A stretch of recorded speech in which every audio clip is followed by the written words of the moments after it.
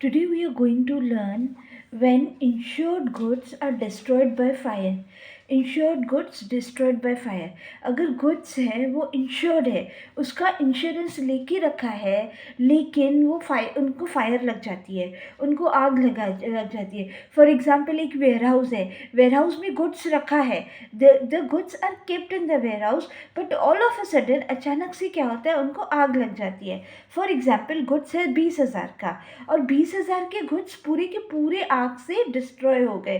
तो क्या करेंगे, insurance claim account debit to trading account. Insurance claim का अकाउंट डेबिट होगा क्योंकि वो रिसीवेबल है, वो 20,000 हमको इंश्योरेंस कंपनी रिसीवेबल है, therefore insurance claim account debit. In other words आप ये भी लिख सकते हो, insurance claim receivable account debit to trading account. जो भी गुड्स का सेल परचेज होता है वो ट्रेडिंग अकाउंट के थ्रू ही होता है, तो इसके लिए लिखेंगे to trading account. Insurance claim receivable या insurance claim account debit to trading account. अभी इसका इफेक्ट कैसे होगा, अगर हम लोग देखेंगे बैलेंस शीट एसेट साइड, क्योंकि वो 20,000 रुपये हमको मिलने वाले हैं, तो first effect will be balance sheet asset side, second effect आपका आएगा trading account credit side. Now what is the next one? Insured goods destroyed by fire and insurance company admitted the part claim. अभी देखो 20,000 का goods destroy हो गया, आग लग गई, 20,000 का गुड्स डिस्ट्रॉय हो गया, लेकिन इंश्योरेंस कंपनी क्या बोलता है, हम आपको 10,000 ही देंगे क्योंकि इसमें ये जो आग है ये इसकी वजह से लगी है, जो इंश्योरेंस क्लेम में नहीं है, वो कंडीशन इंश्योरेंस में नहीं है. फॉर एग्जाम्पल एक स्विच बोर्ड से आग लगी है, एक स्विच बोर्ड इंश्योर्ड है, दूसरा स्विच बोर्ड इंश्योर्ड नहीं है, जिस स्विच बोर्ड से आग लगी वो इंश्योर्ड नहीं है, तो वो इंश्योरेंस कंपनी आधा ही देगा, वो इंश्योरेंस कंपनी पूरा पैसा नहीं देगा.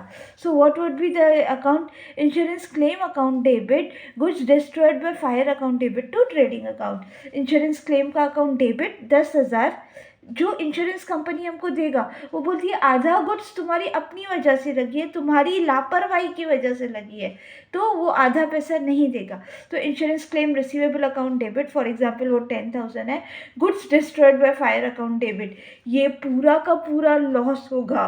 जो गुड डिस्ट्रॉयड बाय फायर है और इंश्योरेंस कंपनी क्लेम नहीं दे रहा है, that would be a complete loss to trading account.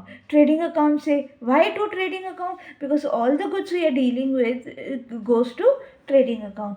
अभी इसका इफेक्ट देखेंगे क्या आएगा, trading account credit side, profit and loss account debit side. Trading account की क्रेडिट साइड में आएगा बाय इंश्योरेंस क्लेम रिसीवेबल, कितना 10,000. Profit and loss account debit side 10,000 rupees, क्योंकि जिस 10,000 डेबिट है, profit and loss account debit side nominal account, debit पूरा का पूरा डेबिट होगा क्योंकि हम लोग एक्सपेंसेस डेबिट करते हैं. एंड बैलेंस शीट के एसेट साइड में आएगा जो हमको 10,000 मिलने वाला है, जो पैसा हमको नहीं मिला, जो पैसा मिला वो इंश्योरेंस क्लेम अकाउंट डेबिट, या आप ऐसे भी बोल सकते हो insurance claim receivable account debit, क्योंकि वो 10,000 आज नहीं तो कल मिल जाएगा. Profit and loss account debit balance sheet asset side, profit and loss account के डेबिट साइड में आएगा जो पैसा नहीं मिला, बैलेंस शीट एसेट साइड में आएगा. अभी आप फर्स्ट एंट्री और सेकंड एंट्री को कंपेयर करो.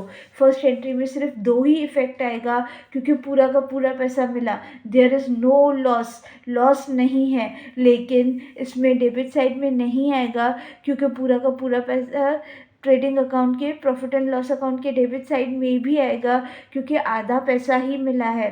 पहले वाली एंट्री का 2 इफेक्ट होगा, इसका 3 इफेक्ट होगा, trading account, profit and loss account, balance sheet. और पहले वाली एंट्री का 2 ही इफेक्ट होगा, ट्रेडिंग अकाउंट और बैलेंस शीट, क्योंकि कुछ भी लॉस नहीं है. In the previous case insurance company पूरा का पूरा 20,000 दे रहा है, कुछ भी लॉस नहीं है. यहाँ पे हमको पार्ट लॉस है, पार्शियल लॉस है, दैट इज़ आधा पैसा हमको नहीं मिल रहा है. इसके लिए प्रॉफिट एंड लॉस अकाउंट के डेबिट साइड में आएगा.